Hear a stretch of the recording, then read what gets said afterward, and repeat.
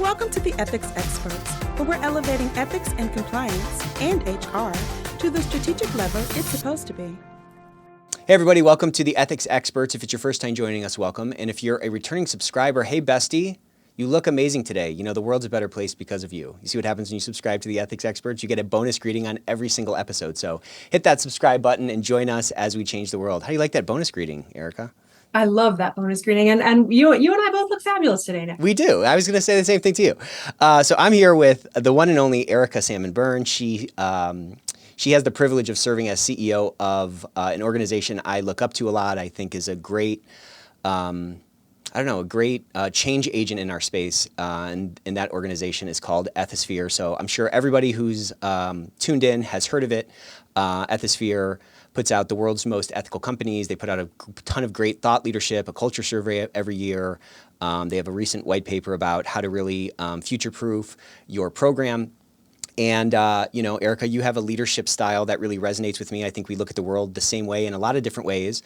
And so I've been super excited to get you on the Ethics Experts. You know, it's always great when I get an actual expert on the Ethics Experts. So welcome.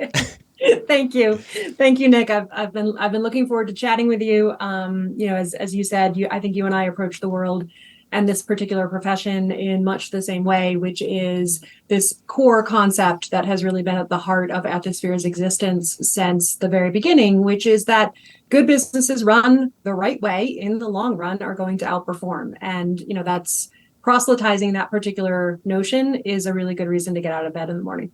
Yeah, we've started this, we've done this talk a dozen times, and we do this for clients and on roundtables and stuff about, making the case for the ROI of ethics and compliance. And a real pillar of that, that discussion, I always reference the ethical premium that you guys publish every year. And it's just like time and time again, year after year, regardless of the economic conditions, those ethical companies are outperforming. And I think we were kind of talking a little bit before the show on, your life's work has really been to kind of turn these light bulbs on at the top that, ethics and compliance is not a cost center in an organization. And in fact, it's instead, it helps to actualize the culture, and it helps to actualize the people in the organization to put forth that extra effort and really kind of authentically pursue the mission of the organization. And I think it's super encouraging to me as I've gotten into the space to see more and more folks kind of get what we're talking about. Talk to me a little bit about, you said you've been in ethics and compliance space, or you've been in the ethics and compliance space since it was a space. I'd love to hear a little bit about, your journey into this space and how you've seen that transform over the last, decade or so. Yeah, no, it's been a really interesting journey because for sure, and look, let's be honest. There are still people out there and there are still companies out there that approach all of this from a tell me what the rules are and then I'll work around them perspective, right? Yeah. But at the very beginning of, in the early, very, very late 90s, early aughts, that was very much the prevalent approach, right? Mm-hmm. Compliance was compliance with the rules. And that was the discipline. And I got my start in this space in private practice, as so many did, coming out of the litigation practice at what became DLA Piper. So I, was with the firm through a couple of different iterations. I think I had like 9 business cards over the course of the time that I was practicing with what became DLA Piper. But I came out of the litigation group into a subset group that had landed the defense of WorldCom in the bankruptcy court examiner's investigation, right? So wow. I'm an associate at Piper. And I am representing the company, and I got to do a lot of very cool things as part of that, including taking a whole bunch of WorldCom executives up to the Southern District of New York to meet with the prosecutors who were preparing for the Ebers trial. And I would ride up with these executives from DC to New York on the Acela Express, and we would do the meeting. And then I would get back on the Acela Express at Penn Station. I would ride back with them to DC, and to a person, we spent the ride back in the bar car as they were crying into their drink of choice, because of, these were good people who had not done anything wrong and were caught up in something tremendously challenging as a result of the misconduct of somebody else. Right.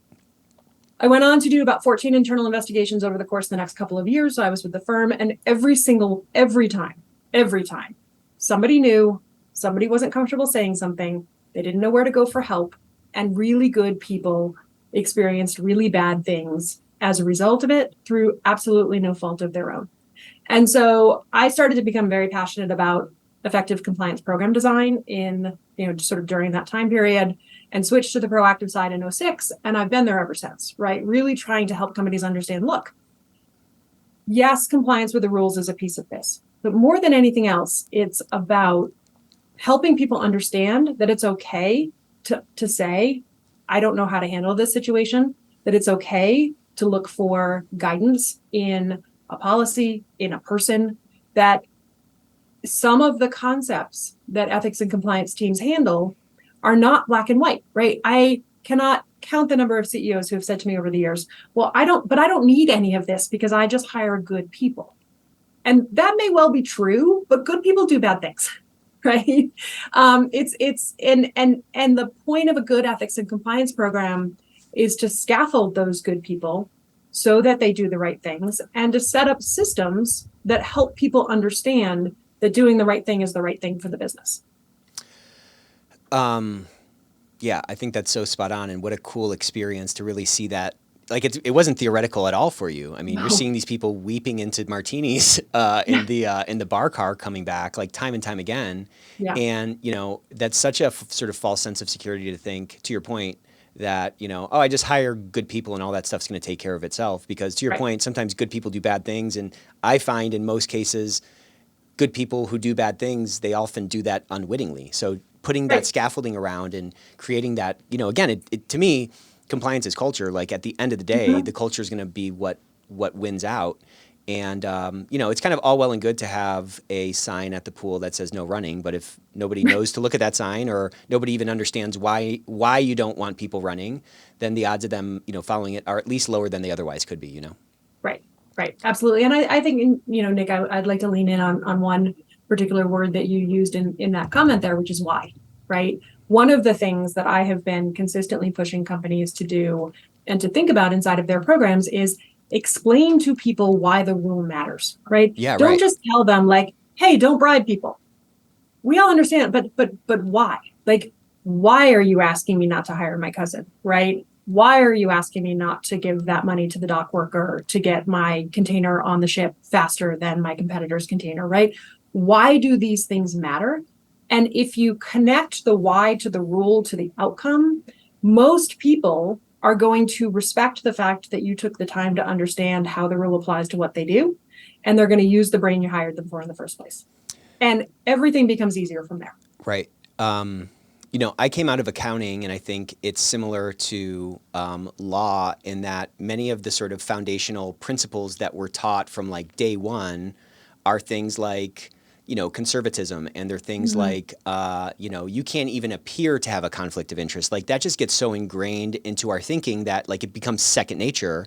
And for me, at least, I've realized as I've come into this leadership role that obviously everybody is not, hasn't come up through these fields where these like rules of engagement are so kind of ingrained, and spending a couple of extra minutes to explain that why and kind of talk about the bigger picture, and not just assuming that someone is going to take that rule for granted and just automatically going to follow it because it's the right thing to do, I think just drives so much more buy-in to the rule. It doesn't feel like they're kind of walking through this, forest of like arbitrary rules, but rather these things are in place for a reason. And, to the extent that we're able to follow these rules or principles or policies, these actually do allow us to, accelerate toward, fulfilling our organizational mission in a more efficient way, Yeah, absolutely. And the more you can do to tie it to your purpose as a business, right? Great So to point. me, one of the things that has been most exciting about being in this space for as long as I have is kind of seeing the evolution, right? So 2002, everybody suddenly has to have a code of conduct, right? Listing requirement that you have a code of conduct. Most companies went out and got the same code of conduct, right? They all went to, white shoe law firm X. They got a template code of conduct. They dropped their company name into the code of conduct. They called it a day. For the next several years, you started to see an evolution of companies saying, you know what, like this is actually an opportunity to take this document and tie it to why we exist as a business in the first place. And what is the motivating principle of our work, and how do these rules help to support that motivating principle, right? And that was, to me, a real turning point in the space, because that was a ethics and compliance person looking at something they had to have and saying, I'm going to use this for more than just the check the box exercise of having a code of conduct. Yeah, and it's funny how these sort of check the box things can be sort of reframed in the minds of the people that are administrating them into being tools that can actually drive change in the organization. I mean, it's a kind. Yes. Sometimes it's a little paradoxical in some sense, right? Because I think the advent of those things at least had that intention. But to your point, people sort of solved for, well, I just have to have one. Cool. Let me just do a find and replace on this document, add my name in. And then at some point, those lights started to turn on to say, well, man, if I can sort of make this my own, or I can make this, be an element of the employee experience or an element of the employer brand, we can really start to get this cross-pollination and really kind of magnify the impact of what this, initial sort of check-the-box thing can have on the organization. Yep, exactly.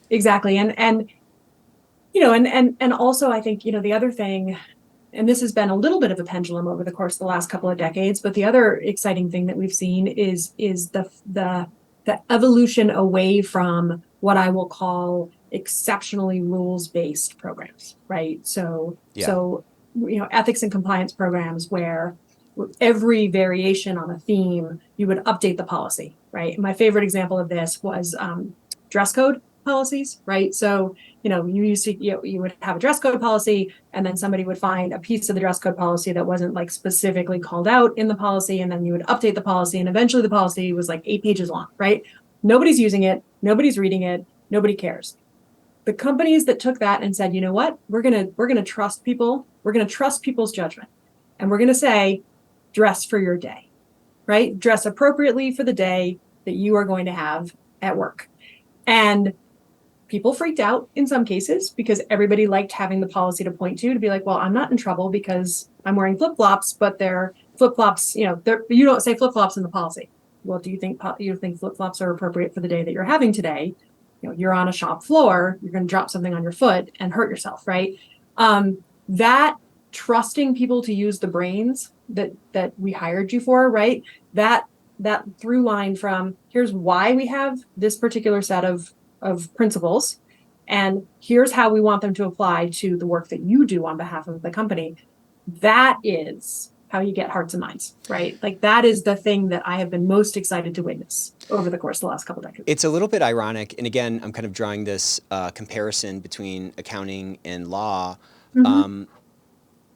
I kind of found accounting to be easy because there's 7 or 10 principles that are just applied in all these different situations. So if you can learn those principles, then you can pretty much guess what the right answer should be in X, Y, or Z situation. And I think law has that same kind of a framework, right? Like there are certain principles that are kind of pounded into your head in the first year of law school that allow you to kind of navigate through, gray situations that you might not have had deep training in.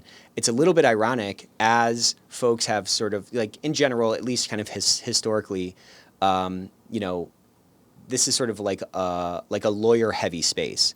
So there's all these people coming in who have this sort of principle-based foundation for how they've built their own sort of, acumen and sort of body of knowledge.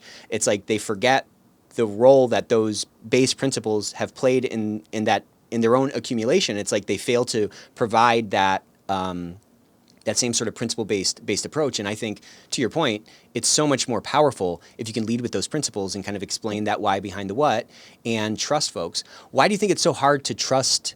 Why is it so hard for the sort of stereotypical or historically stereotypical person who's in this compliance role to lead with that trust? Do you think it's a risk aversion? Is it a sort of a fear-based, well, I need to sort of have this stuff in place to kind of cover my own tail? What do you think the root of that is? I think it's a couple of things.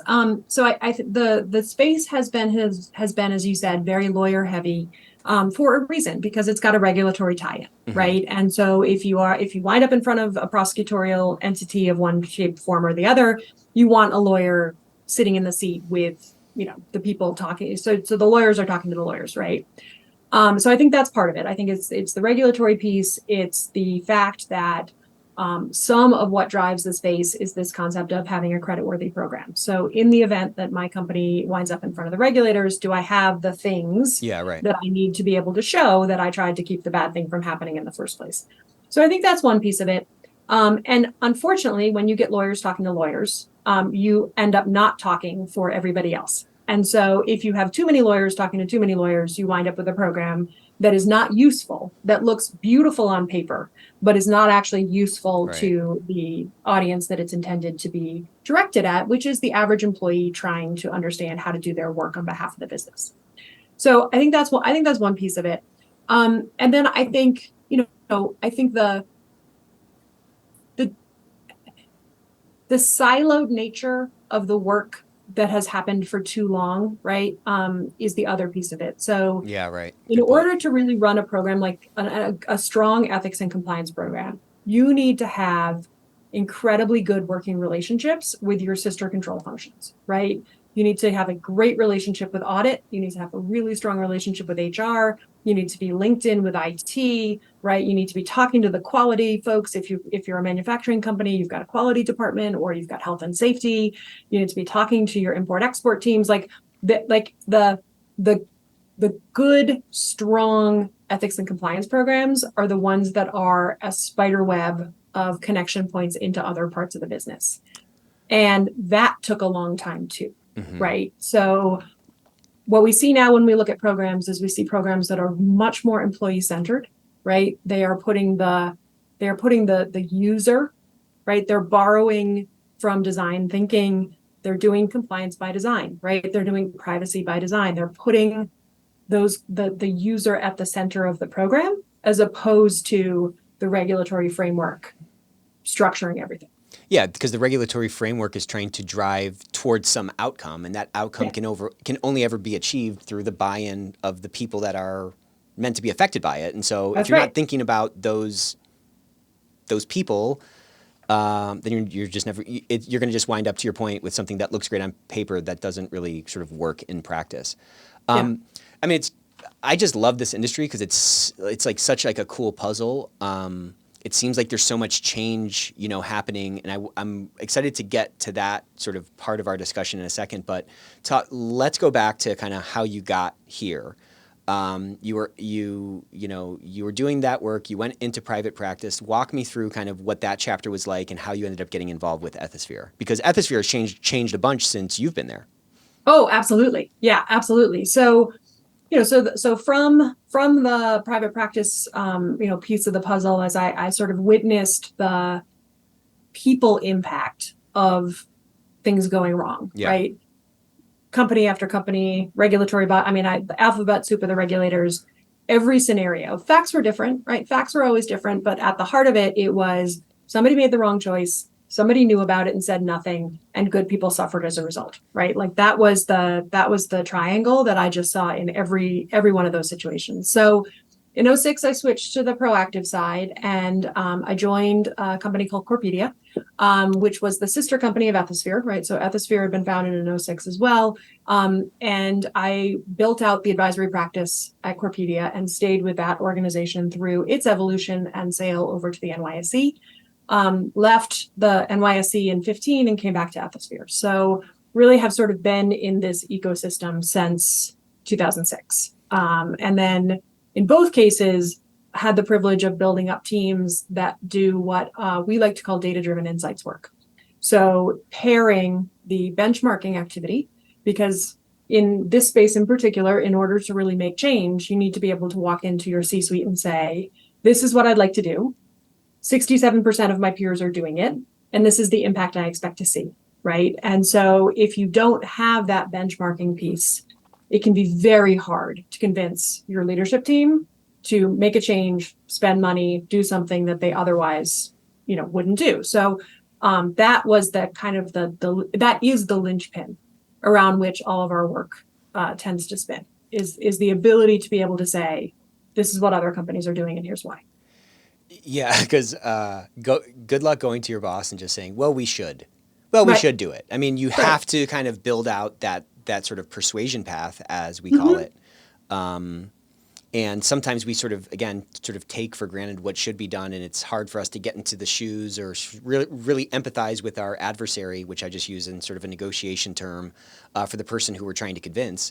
Like, it's hard to get in their shoes because they're not reading all these benchmark reports, and That's right. they're not reading the FCPA blog or like, radical compliance every single week and knowing all the, all the things that are going, wrong across the world. These guys are running their own business, and they're trying to grow their top line and keep their shareholders happy and all that kind of stuff. And that's what I just love about your organization, because the data that comes out is so actionable. It's a robust data set of these great organizations. How did the thing of world's most ethical companies come about? Were you a part of that? Was that like after you came back from the NISC or the NYSE? Was that already kind of in place? Because that thing is like really kind of caught fire. People love it. So yeah, so this will be our 18th year honoring companies as world's most ethical companies, and it was the brainchild of Ethisphere's founder, my still good friend and mentor Alex Brigham, who looked at the world in the early 2000s and said, and this is like Enron, Tyco, WorldCom, right? Sarbanes-Oxley, all of this soup, right, of bad news. And Alex looked at it and he said, we do a really good job highlighting the companies that are screwing up. Who's doing anything for the companies that aren't, right? Like, where's the good news story? Where's the, hey, company, this is a company that's doing great stuff, right? Who's telling those stories? And he looked around and he looked around and he looked around, and it was nobody. Right. Nobody was telling those stories. And so he said, as is, the want of an entrepreneur, he's like, all right, well, nobody else is doing it. Might as well be me, right? And so he launched first Ethisphere magazine, which is still in continuous publication today. And then he launched the World's Most Ethical Companies list. And it has evolved tremendously in terms of the process that we use, the criteria, the categories that we look at, right? If you look at the weighting and the categories from the early years, 06, 07, 08, and the weighting in the categories today, right? Anybody who's been through the process will tell you it has evolved tremendously, right? So this year's survey is 245 questions as a starting point in terms of the kinds of practices that we're looking to measure across culture, manager enablement, investigation processes, ethics and compliance program practices, governance. We look at the wide category of what we like to call impact, which is basically how are you safeguarding your social license to operate as an organization. Whatever ESG is called next year or the year after that, the concepts aren't going anywhere, right? Those are it's your material non-financial risk factors. That's all it is, right? We can argue about what's in the matrix, and we can argue about whether it's, wokeness or whatever. The fact of the matter is those are the things that matter to the communities you're operating in. And if you are going to be a business that's here in 25 years, you better care about them. Yeah, it matters to your employees. Yeah, right. It matters to your employees. It matters to your future employees. It matters to, it matters to your customers. It matters to all of your stakeholder groups. And so, I look at some of the, we could probably go down a total rabbit hole on this one, but I look at some of the pushback on ESG. I'm like, have you spoken to a 20-year-old? Because I'm sorry, if you want to recruit the workforce of the future, you better figure out what your story is on these things, because it matters. I mean, yeah, so let's rabbit hole this a little. We'll do a little rabbit hole here, but like, your organization's brand is this marrying of your external and your internal brand. Your external brand is to help you drive, growth in the marketplace, right? You have to appeal to people that are going to buy your products. But as we get deeper and deeper into this knowledge work economy, your internal brand is increasingly more important. And I can't really think of a job that's not like a knowledge work job really anymore, where we are our work. And, knowledge work is particularly interesting because the X factor, so to speak, is employee engagement, right? It's not like I'm just pressing a button on like a machine press that's stamping out metal sheets or something. If, in fact, what I said is true, which I think it is, then to your point, it's increasingly important for organizations to get not only into the mind of the potential clients, but also in the mind of the potential employees who are going to potentially expend that, excess effort, that excess engagement. And so you have to understand that. What do you think? What do you think, like, again, we don't have to go too much deeper in this thing, but like, why don't you think people get that? Because to me it seems so clear. You know what I mean? Yeah. Yeah. I think part of the reason people don't get it is because the matrix of ESG issues itself is not settled, right? So we track this obviously pretty closely here at Ethisphere. And so we actually have a little internal matrix that we use where we look at what's in the E, the S, and the G for each of the various different entities that we look at, or that we track, right? So Okay. MSCI's framework, BlackRock's framework, GRI's framework, etc. They're all different. Right? And that differentness leads to an opportunity for people to try to seize the narrative. On the positive side, a company can seize the narrative and say, we're going to tell our story. We're going to tie it to our purpose. We're going to talk about why we exist in the first place. We're going to use, to quote Larry Fink from the 2015 CEO letter, we're going to talk about our social license to operate, and we're going to talk about the way in which we're safeguarding our social license to operate, right? This is going to be our story. On the flip side, you can have people who say, you are responding to an investor question about carbon footprint. You are a company that doesn't manufacture anything. This is a silly waste of your time, right? And if you haven't taken the time to tie the things you're communicating about to your existence as a business in the first place, you leave yourself vulnerable to those kinds of criticisms, right? That you're basically sort of swaying with the wind. Right. And so, and that's what I think really is driving most of it, is the fact that the companies who leaned into a trend, right? Because ESG investing was so trendy, and it had all these assets under management, and everybody's going to run at answering all of these questions without thinking to themselves, like, why am I answering a question on water? My business doesn't manufacture anything. Like, right. why are you, ratings agency, asking me a question about water when you really ought to be asking me a question about privacy? Because that is the challenge, right? When you're in a situation where everything gets peanut buttered and you basically just spread it thick across every company without allowing for nuance, you leave yourself open to criticism that you're just following a trend. The companies that are doing it well are the ones whose ESG reporting or story that they're telling or narrative they have crafted passes the same test I used to use for codes of conduct in the early 2000s, which was like 2005, 2006, 2007. I used to like to play a game. This will show you, Nick, how much of a nerd I am. I used to like to play a game where I would blank out the company names in a code of conduct. And I would ask myself, can I tell what industry this company is in based on reading the code? And even better, can I tell what company it is?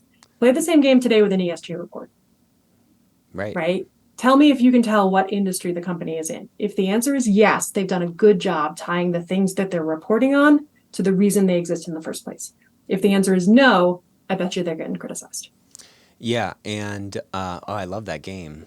I'm kind of a nerd too, so I'm just like iterating through what that game would look like. And you're right; it probably, they probably all fall into one of those two buckets, and it probably is rooted down into like, are you trying to take advantage of this trend?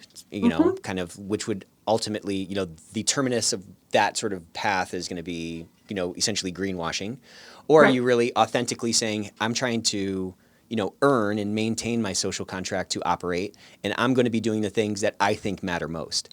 And I think I think this stuff is so easy to get tainted because to your point, there's all this like room for people to kind of game it a little bit. Right. And that gaming of it, I just, in my sort of romantic viewpoint, is so short term. If your viewpoint is to say, well, listen, I operate this organization and there's, tons of different types of stakeholders, and I want to try to do good in the world while doing well, then you're going to gravitate toward like authentically executing on this strategy. And then you're going to obviously prioritize the things that actually matter. And you're going to probably prioritize efforts towards where you can actually move the needle.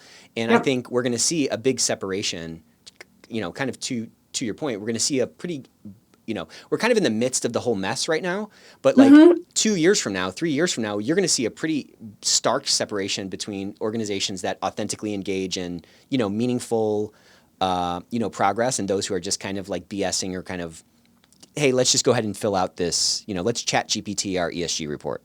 Right. That's right. Yeah, exactly. Exactly. And the latter group is, I think, not the companies that we will see in 25, 30, 100%. 40, 50 years, 100%. right? Because, and that's one of the definitions that we use of sustainable business, right? We're not talking about environmental sustainability necessarily. We're talking about whether your business will exist, Right. right? Are you here for the long haul? And that's where tying it to your purpose, your mission, your social license to operate, all of those things come into play. Because look, today, unlike the 70s, 80% of the average company's value is tied up in intangible assets, right? It's either brand, it's reputation, it's people, it's IP, it's technology. That is where the heart of most companies' value is today. And that's the reason why all of these things matter so much, right? Because it isn't about your disaster recovery plan for your factory in Alabama. It's about whether or not your people understand not to put your code in ChatGPT because you can't get it out, right? That's where we are today. That's a great point.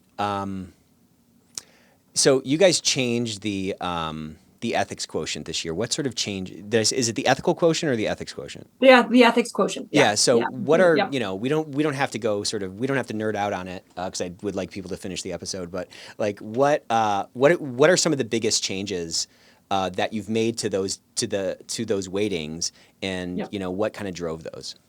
So we change it every year. And we do that to reflect a couple of different things. One is anything new that's coming out of the regulatory agencies, because we do, we pride ourselves in the ethics quotient in particular. And for your listeners who aren't as familiar with what I mean by that, that's the baseline survey that we use for all of the benchmarking work we do on the programmatic side. So whether if you're, throwing your hat in the ring to be considered for world's most ethical, if you just want to benchmark elements of your program against the data set, the ethics quotient is where you start. And we change it every year. And in large part, that is to try to pull the pragmatic measurable out of the theoretical regulatory guidance, right? So if you look at the ECCP, right, the Evaluation of Corporate Compliance Programs document that came out this year, that's deliberately and has to be written for every organization a prosecutor could ever look at, right? So it's pretty high level, it's kind of theoretical in its phrasing. And so what we try to do with the ethics quotient is we try to convert that into something that's measurable. So several years ago, the government came out and said, you really ought to have ethics and compliance expertise on your board of directors, right? What the phrasing is, what E&C expertise was available on the board? Well, what does that mean, right? Does that mean having somebody who was a GC? Do you need to have somebody who was a compliance officer? Do they need to be definitely on the audit committee? Should they be the audit committee chair? And so we broke that into several questions that showed up in the EQ, and we've been measuring that ever since. So some of what you'll see in this year's ethics quotient, and we offer a red line every year. So anybody who's interested in seeing what we change, that's one of the things that we do as a service to the community. So you can kind of look at our thinking as it's evolved over the years. But one of the things you'll see if you look at the red line is a real deep dive into disciplinary calibration. Right. How do you make sure that A, your discipline is appropriate and even across the business? B, how do you make sure that it's actually implemented? Are you does audit go and check? Do you require the business to certify that they actually implemented the discipline that was suggested? Are you doing retrospective trend analyses to make sure that, your business in Malaysia is, treating T&E violations the same way as your business in Germany? Those are, sort of some of the things that you'll see there. A lot of questions about manager preparedness. You may have heard me say in the past, Nick, on some of my other speaking opportunities, that manager training is the hill I'm going to die on, right? The work I have done over the course of the last 2 decades has shown me time and time again that preparing your people leaders to lead the way you need them to lead is the single best investment you can make without question. And that's for 2 reasons. One, the vast majority of people who get put into management positions are there because they were good at the job they were doing before, and not because they have any idea or inclination, quite frankly, to lead people.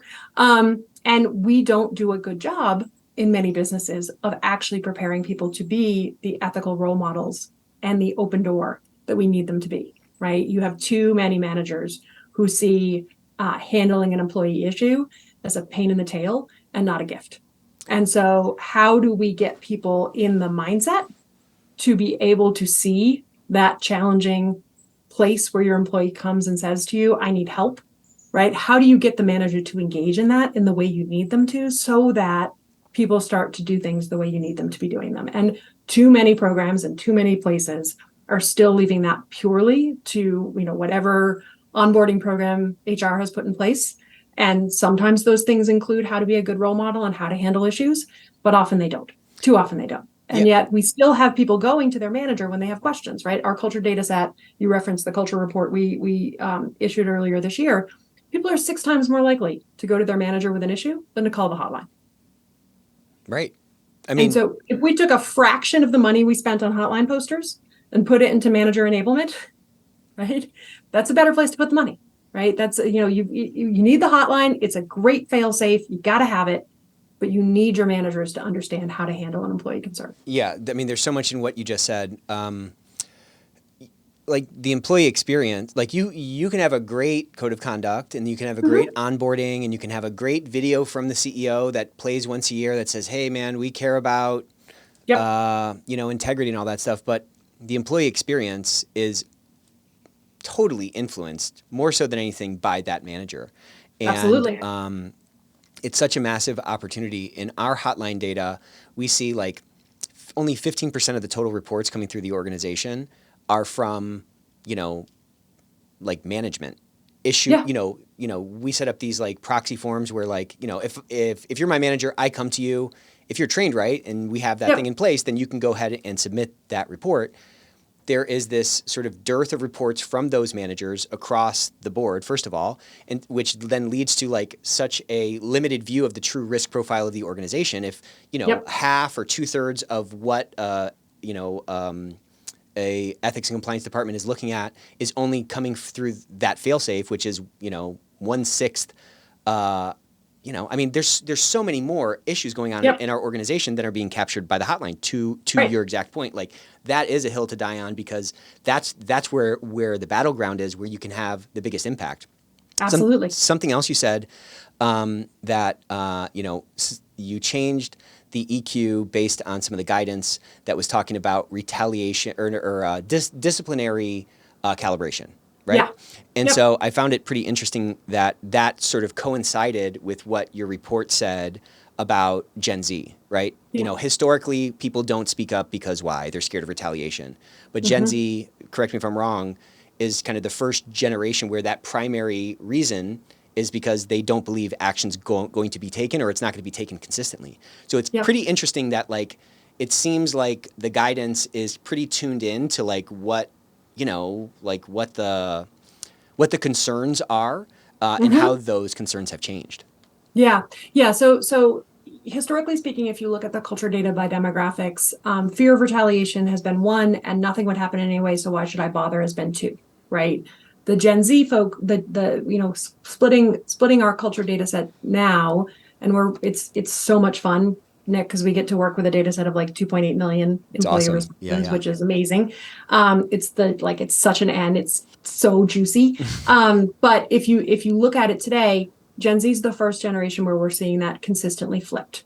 They're still afraid of retaliation. Don't get me wrong, right? They don't want anything bad to happen to them at this stage in their career, but the lack of faith in the system is the number one driving reason to not raise your hand. And we see about 42% of employees globally don't raise their hand when they see something, right? So if you think, back to your example of where the data is, if you think about, you got 42% of people not saying anything at all. And then of the 58% of people who do say something, right, they're 6 times more likely to go to their manager. If your case management data is not bulk proxy reporting from managers, there's all kinds of stuff out there that you have no idea about, right? You have no idea about. And if you marry that with the government's focus on voluntary self-disclosure, how do you sleep? Right? Yeah, right. How do you sleep at night? I just got chills. It's not because the air just turned on. I'm telling you. It's such an opportunity. You can't voluntarily self-disclose what you don't know. Totally. Right? Great point. It really is the thing that we are leaning so hard into, trying to support the community that we work with in effectively engaging on, right? And look, it can be hard, right? Because you might have an HR partner who looks at you and says, I got this. Don't sweat it, right? I'm prepping managers beautifully. And that's where the data comes in, right? That's where the data comes in, because then you can look at our benchmarking data and say, great, I'm sure your onboarding program for new managers is fantastic. What about somebody who goes from management position to management position? Are you training those people, right? Are you training them on where the resources are to help them if they have an employee come to them with a concern? Are you training them on what retaliation looks like from the employee's perspective? Because that's the one that more often than not, even if HR is doing a beautiful job with leadership development training, more often than not, they are not talking to employees about what happens when an employee comes to you with a concern. Yep. Because as a manager, you've got to put your hat on and say, okay, this employee is scared. This employee is scared, right? This employee has done a very brave thing. They have come to me for help.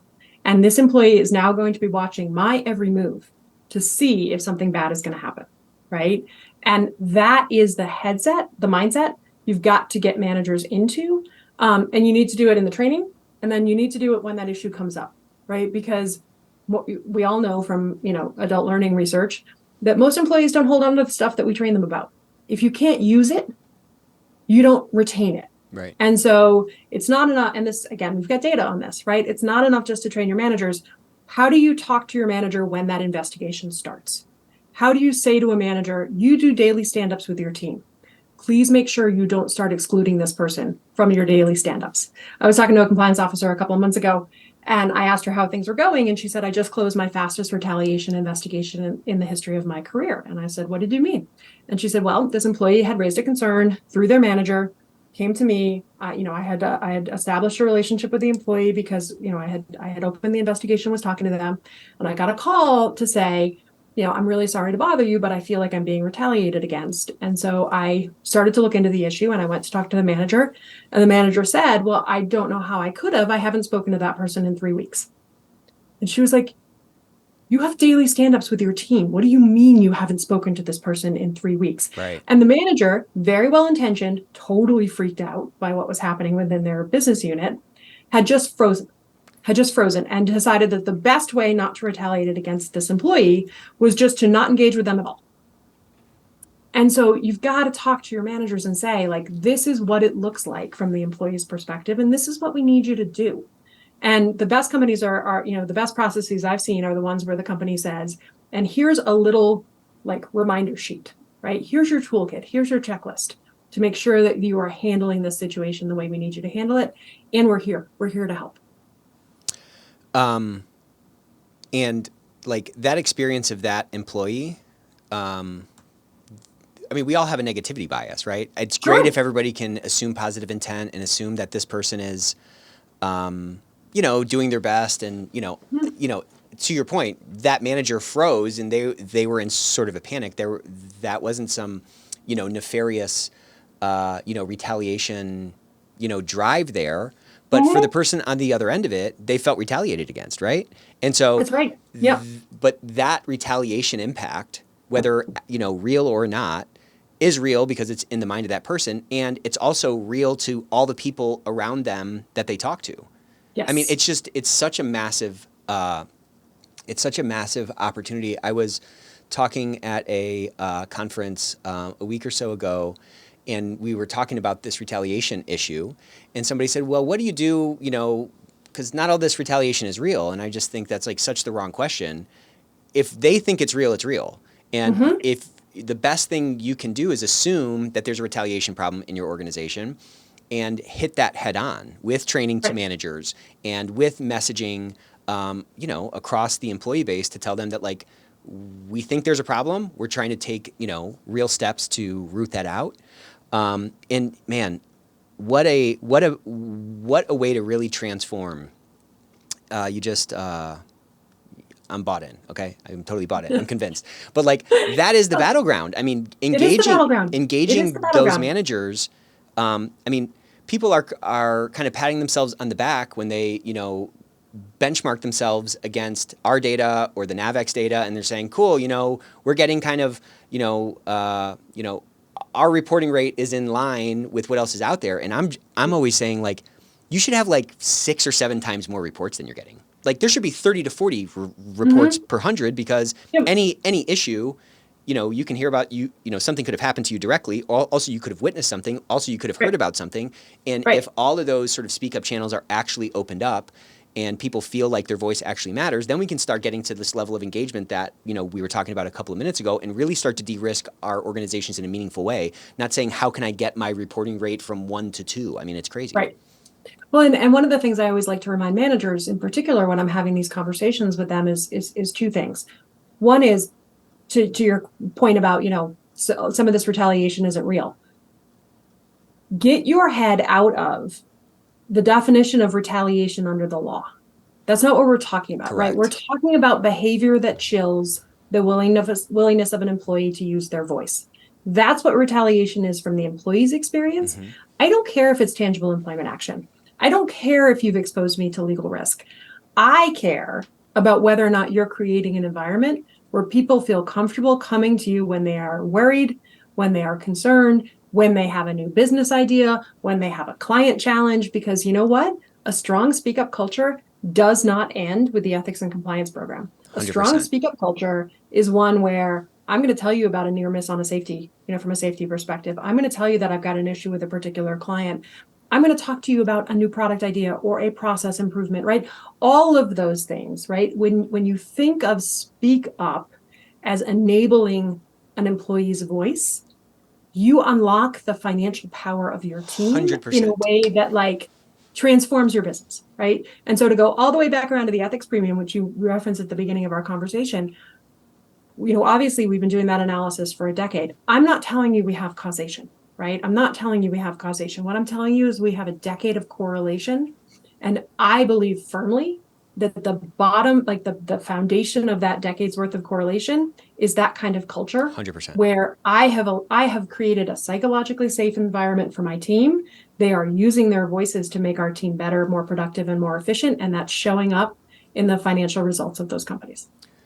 Well, I mean, so, I get that argument, and I guess we can't sort of say statistically that it's causation, but the correlation, the R score is high enough that those lines never cross.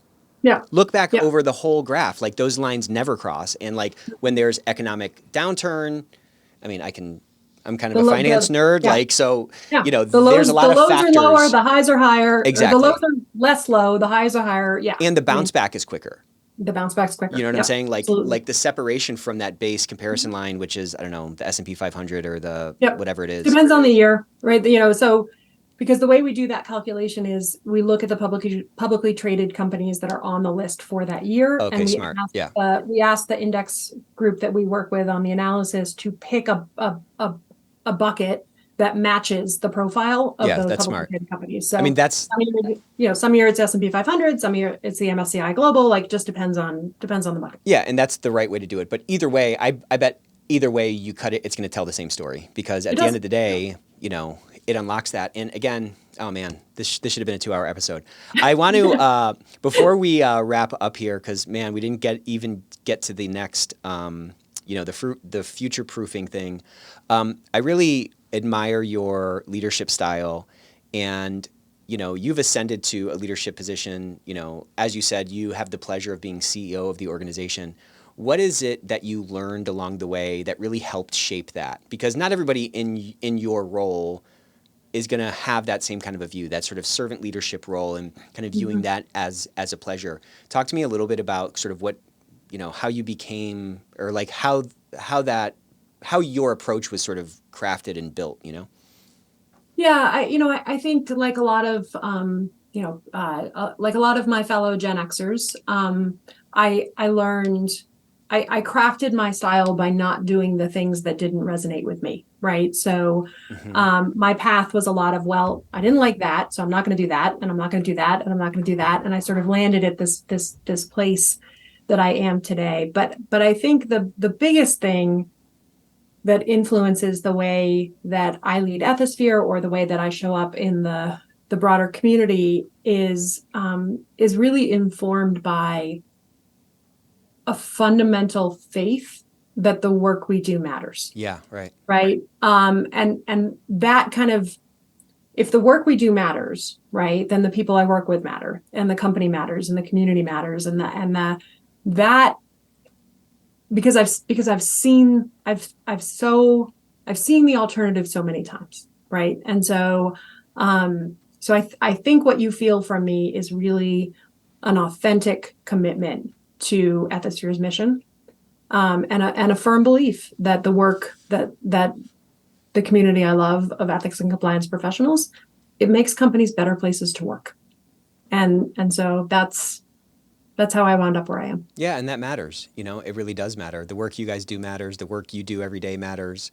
And I think your organization is a testament to that, and the way that this industry is moving is a testament to that. So, yeah. All right, real quick, last question. Yeah. Go back in time. We see a young Erica. What's a piece of advice you wish you had when you were younger? Ooh, that's a good question. I'd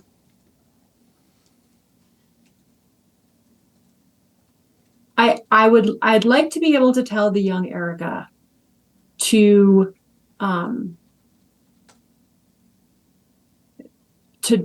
lean into listening, right? To lean into listening, because I think that too often we get caught up in a belief that we know everything there is to know, right? And I think the thing that I've appreciated the most about the last 2 decades of my career is the opportunity to learn from behavioral economists, to learn from people who study adult learning, to learn from people who study ancient philosophy, right?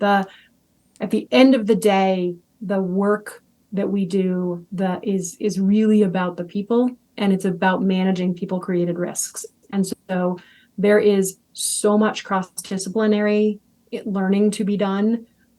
It's part of the reason I'm so excited to see people in the space who aren't lawyers, right? Because if you have to, it's the diversity argument, right? And diversity can be writ a bunch of different ways. And if you have people who are coming to something with different experiences, different backgrounds, different professional trainings, you wind up with a better work product in the end. And so, bring me the data scientists, bring me the behavioral economists, bring me the auditor, bring me the forensic accountants, bring me all of them, because at the end of the day, each piece of those disciplines helps to make the work better. And the more multidisciplinary and cross-functional your team is, the stronger it's going to be. Yeah, and the more you're going to be able to resonate with the cross-functional people in your entire organization. And that's who you're trying to affect and influence. Well, yeah. Erica, home run. Thank you so much for joining us. Check out Ethisphere, download their benchmark reports, download their culture survey. I mean, there's so much in it. Love your work. Love what you guys are doing over there. And everybody, we will see you next time. Thank you so much, Nick. This was the best hour I could spend on a Friday. Wow. Really wow. Let's keep that in. Let's make sure that stays in the episode. Okay. All right. Thank you so much, Erica. This was really, really awesome.